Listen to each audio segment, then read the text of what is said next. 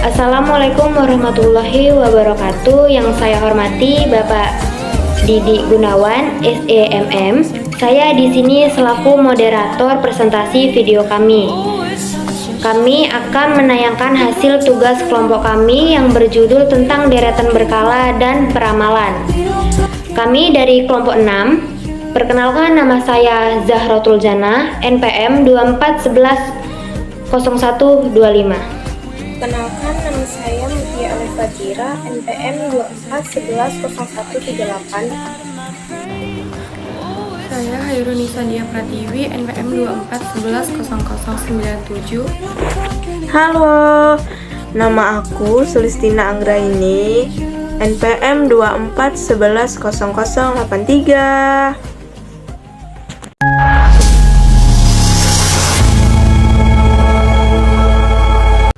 Baiklah, saya akan menjelaskan tentang latar belakang.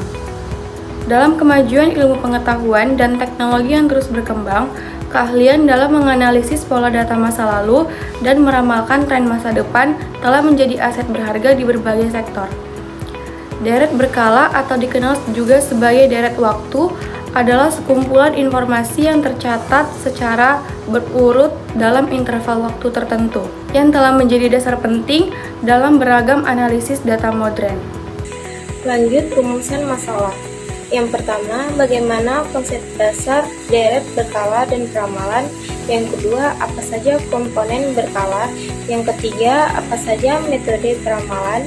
Yang keempat, bagaimana mengukur tingkat akurasi dari hasil peramalan. Yang kelima, faktor-faktor apa saja yang mengaruhi keakuratan hasil peramalan. Manfaat penelitian. 1. Mengetahui konsep dasar deret berkala dan peramalan. Yang kedua, mengetahui komponen deret berkala. Yang ketiga, mengetahui metode peramalan. Yang keempat, mengetahui cara mengukur tingkat akurasi hasil peramalan. Yang kelima, mengetahui faktor yang mempengaruhi keakuratan peramalan. Oke, selanjutnya saya akan membacakan langkah-langkah umum dalam peramalan. Yang pertama, menentukan tujuan peramalan. Yang kedua, mengumpulkan data historis. Yang ketiga, menganalisis deret waktu seperti cek tren, musiman, siklus. Dan 4, memilih metode peramalan yang tepat. 5, membuat model peramalan. 6, mengukur akurasi model atau MAD, MSE, dan MAP. 7, melakukan revisi model jika diperlukan. Dan yang ke-8, membuat prediksi masa depan. 1. Konsep dasar deretan berkala. Konsep dasar deretan berkala yaitu time series atau deretan berkala yang merupakan serangkaian atau sekumpulan data yang tercatat dalam periode tertentu, seperti harian, mingguan, maupun bulanan, maupun tahunan juga. Pratiwi et al. 2021 dalam time series, waktu biasanya merupakan variabel penting dalam membuat keputusan ataupun ramalan. Seorang pemimpin suatu perusahaan atau seorang yang akan melakukan peramalan biasanya menggunakan data historis untuk memperkirakan sebagai jenis variabel, seperti halnya perubahan dalam harga saham dan penjualan produk. Dan jika dihubungkan dengan kasus ini merupakan perubahan dalam hal pendapatan setiap periodenya. Baik, materi selanjutnya akan dibacakan oleh teman saya. Dalam penelitian Sebayang atau 2022, tipe-tipe dalam ramalan metode kuantitatif dikelompokkan menjadi 2, yaitu A. Time series model time series. Model paramalan secara kuantitatif menggunakan waktu pada serangkaian data-data berurutan yang berjarak sama. B. Casual model.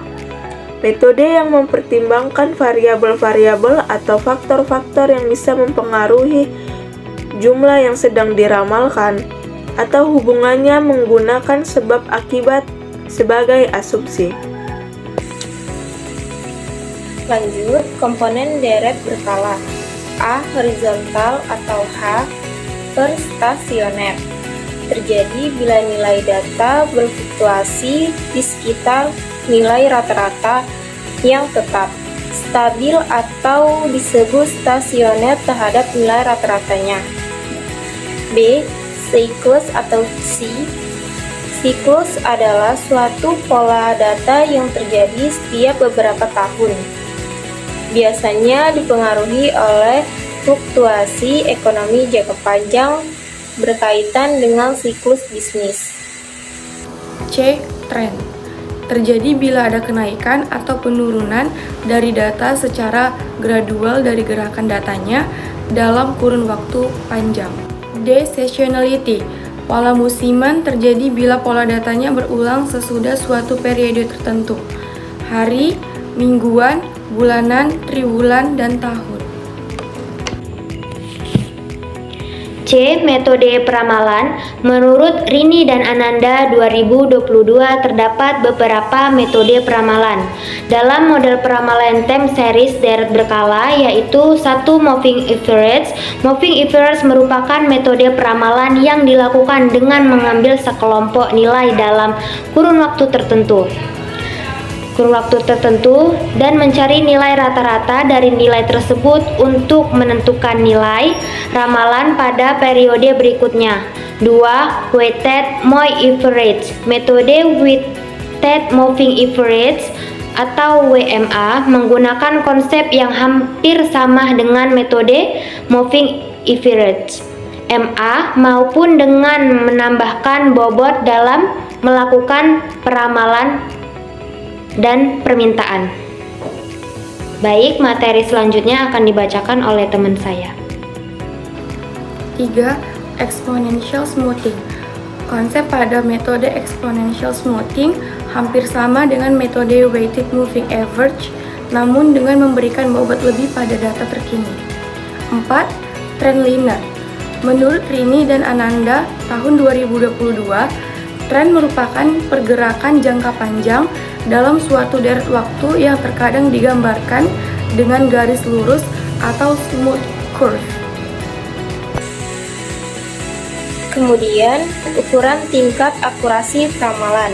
Menurut Ahmad tahun 2020, ketetapan akurasi hasil peramalan yang merupakan suatu hasil kesalahan tentang besaran perbedaan antara hasil permintaan dengan permintaan yang ada di lapangan. Beberapa pilihan metode pendekatan telah digunakan untuk mengetahui besaran kesalahan yang timbul dalam suatu teknik peramalan tertentu. Bagian-bagian penting dalam konteks peramalan ada 4. Yang pertama, rata-rata deviation mutlak atau mean absolute deviation atau MAD. Yang kedua, SE atau mean square error. Yang ketiga, mean absolute pretext error atau MAP atau rata-rata presentasi kesalahan absolut.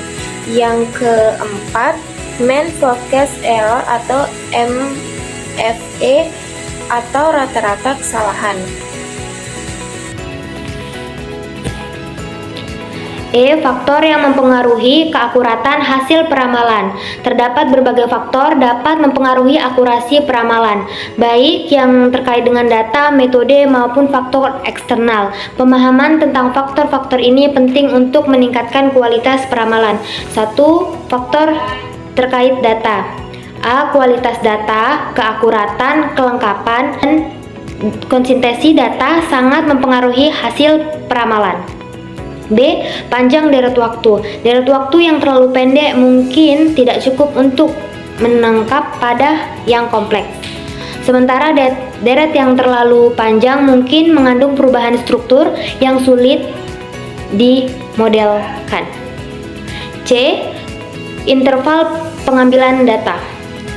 Interval pengambilan data, frekuensi pengambilan data atau harian, mingguan, dan bulanan dapat mempengaruhi kemampuan model untuk menangkap pola tertentu.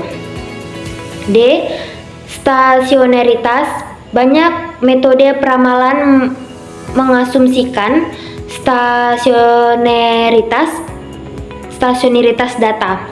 Data non-stasioner yang tidak ditransformasi dengan tepat dapat menghasilkan peramalan yang bias. E. Kompleksitas pola. Data dengan pola yang kompleks seperti metaproportionality atau interaksi antara dan musiman memerlukan model yang lebih canggih dan lebih sulit untuk diperkirakan dengan akurat. Baik, materi selanjutnya akan dibaca. 2. Faktor terkait metode terbagi menjadi 5, yaitu A. Kesesuaian model. Pemilihan model yang tidak sesuai dengan karakteristik data, misalnya model linear untuk data non-linear, akan menghasilkan peramalan yang buruk. B. Overfitting dan underfitting. Model yang terlalu kompleks atau overfit menangkap noise daripada pola sebenarnya. Sementara model yang terlalu sederhana atau underfit gagal menangkap pola yang kompleks. C. Pemilihan parameter. Konfigurasi parameter yang tidak optimal dapat mengurangi performa model. D. Horizon peramalan. Secara umum, akurasi peramalan menurun seiring bertambahnya jarak horizon peramalan. E. Validasi model.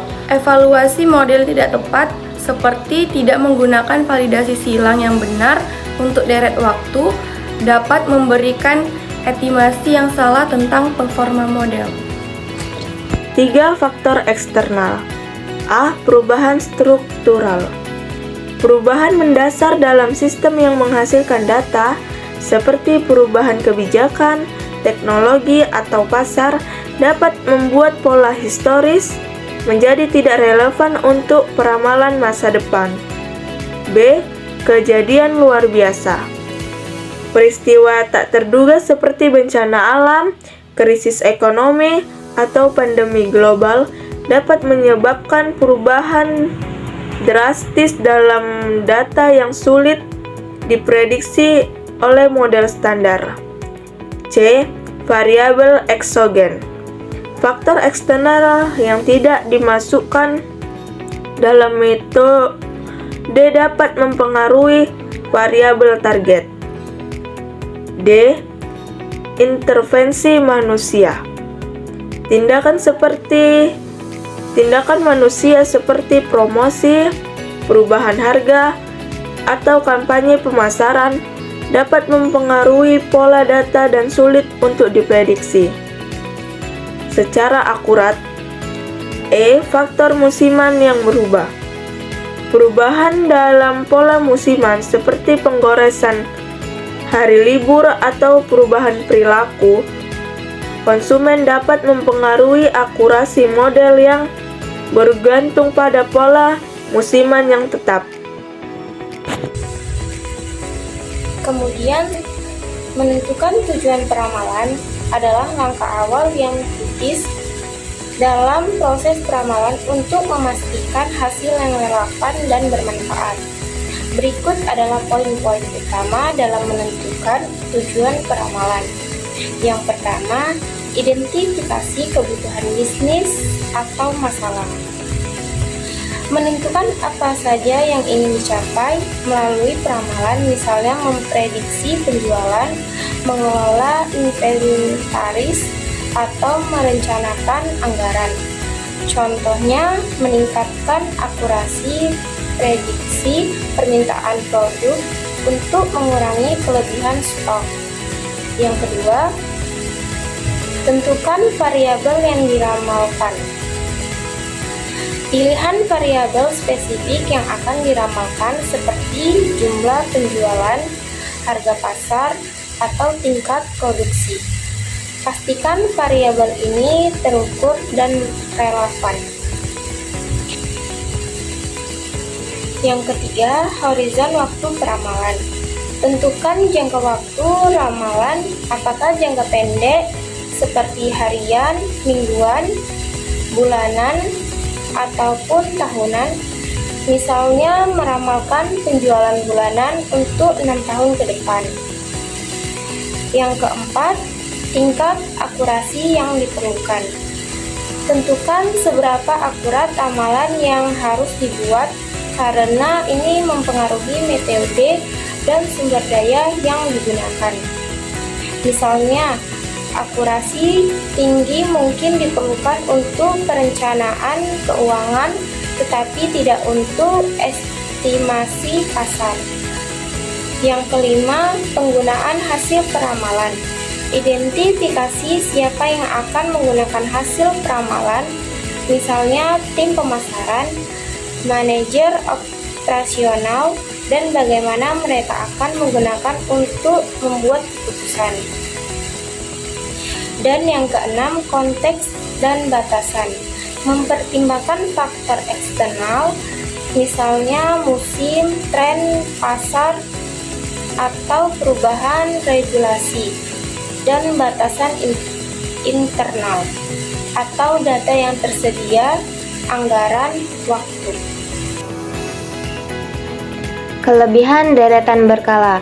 Kelebihan deret berkala yaitu mencatat data dari waktu ke waktu, cocok untuk melihat pola perubahan seperti tren, musiman, maupun siklus dalam data jangka panjang.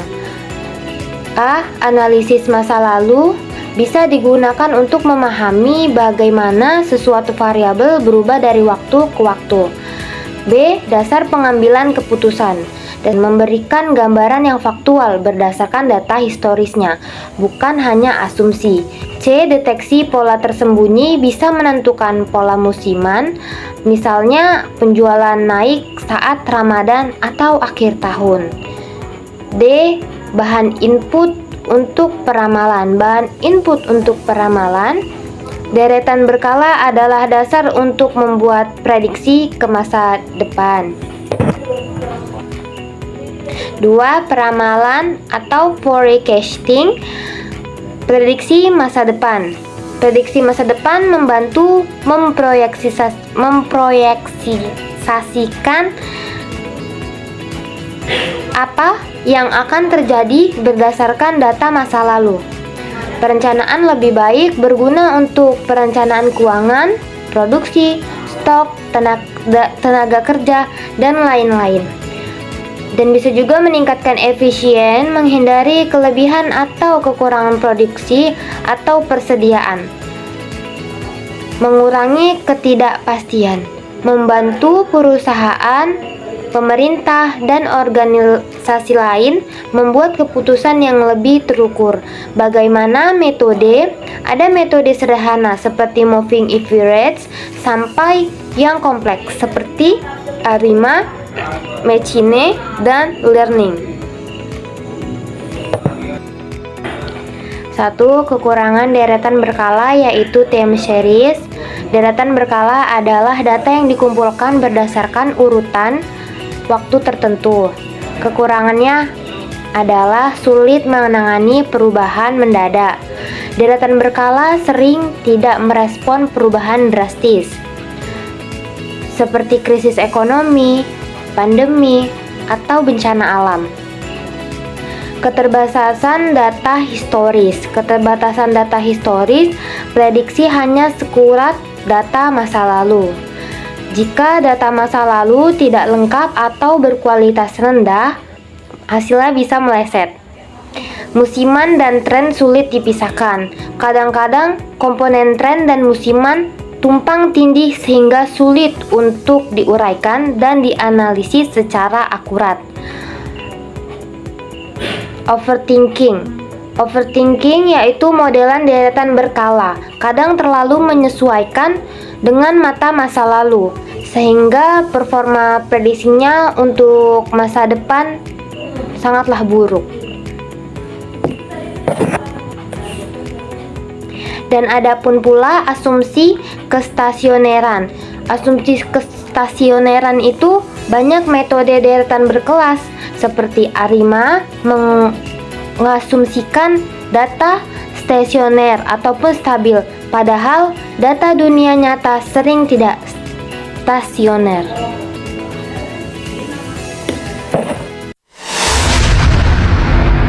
Sekian presentasi dari video kami. Bila ada kesalahan atau kekurangan dalam penyampaian, kami mohon maaf. Atas perhatiannya, kami ucapkan terima kasih. Assalamualaikum warahmatullahi wabarakatuh.